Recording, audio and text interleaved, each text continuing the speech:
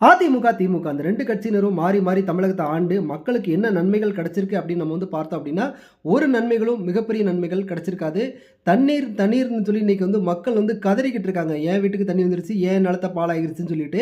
இதுக்கான முறையான ஸ்டெப் வந்து 2 அரசும் எடுக்க தவறிட்டாங்க. இன்னைக்கு வந்து எதிர்க்கட்சி செய்யக்கூடிய வேலைய வந்து திருமாவளவன் வந்து 5000 ரேஷன் கார்டு குடுக்கணும்னு சொல்லிட்டு இருக்காரு. அப்போ வந்து அதிமுக எங்க போயிருக்கு அப்படின்னு பார்த்தோம்னா, அதிமுக வந்து மட்டன், சிக்கன், ஃபிஷ்ன்னு சொல்லி வெளுத்து கட்டிக்கிட்டு இருக்காங்க. இன்னைக்கு வந்து கட்சி கூட்டம்னு சொல்லிட்டு எல்லா ஊர்லயும் குடிக்க கூட தண்ணி இல்லாத நிலைமையில மக்கள் பரிதவிச்சுக்கிட்டு இருக்க நிலைமையில இவங்களுக்கு வந்து என்னடான்னா விருந்து இன்னைக்கு தேவையா அப்படிங்கிறத நீங்க யோசித்து பாருங்க. மாறி மாறி இந்த 2 கட்சியினரும் நம்மளை விட்டு மக்களை நம்ம பூமியை நாசம் பண்ணத்தான் இந்த 2 கட்சியினரும் தமிழகத்தில் இருக்காங்க.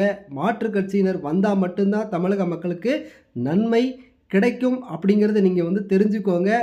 அதிமுக, திமுக நமக்கு வேண்டாம். இருந்தது அப்படின்னா நம்ம ஊரு சுடுகாடா நீர்நிலையில் உள்ள